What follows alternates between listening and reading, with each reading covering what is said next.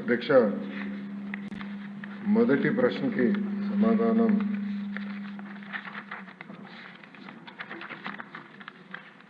మొదటి విడత కింద 15,713 పాఠశాలల్లో ఈ కార్యక్రమం చేపట్టడం జరిగింది.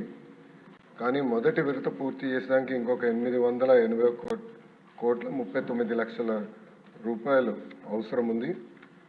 రెండో విడత కింద 22,311 పాఠశాలలో పనులు చేపట్టడం జరిగింది.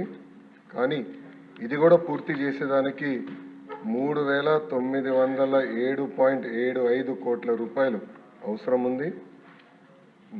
మూడో విడత కింద 14,845 పాఠశాలల్లో ఎలాంటి పనులు ప్రారంభించలేదు.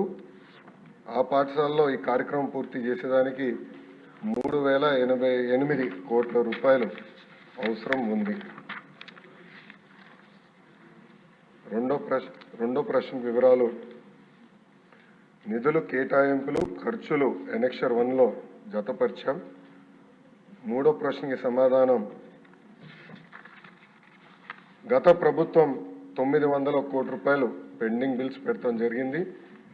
ఈ కార్యక్రమం పూర్తి చేసడానికి 7,877 కోట్ల రూపాయలు అవసరం ఉంది. గత ప్రభుత్వం ఈ కార్యక్రమాల్లో చేపట్టిన ప్రభుత్వ పాఠశాలల్లో 72,117 విద్యార్థులు సంఖ్య తగ్గుతాం కూడా జరిగింది.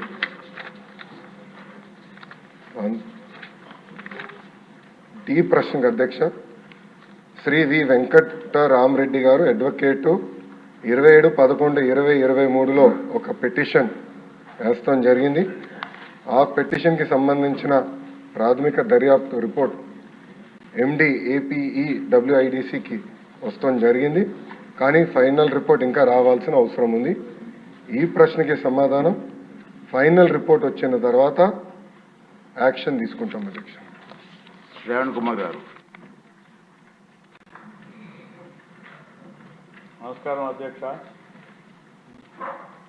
నాడు నేడు పనులకు సంబంధించిన ప్రశ్న మొట్టమొదటిగా ఈ శాసనసభ ప్రారంభించడం చాలా సంతోషదాయకంగా ఉంది. ఈ పనులు నాడు నేడు అనేదాన్ని మనం ఒకసారి చూసుకుంటే విషయం ఏంటంటే,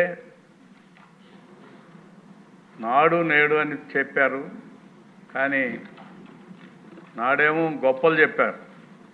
ఆ గొప్పల్లో ముఖ్యమైనది ఏంటంటే పేదలకి కార్పొరేట్ విద్య అందిస్తానని పెద్ద గొప్పలు పలుకుతూ 3 దశల్లో ప్రాజెక్టు వివరణలు ఇచ్చారు. కానీ నేడు ప్రభుత్వం సమాధానాలు చెప్పుకోవాల్సిన బాధ్యత ఈనాటి ప్రభుత్వానికి వచ్చింది.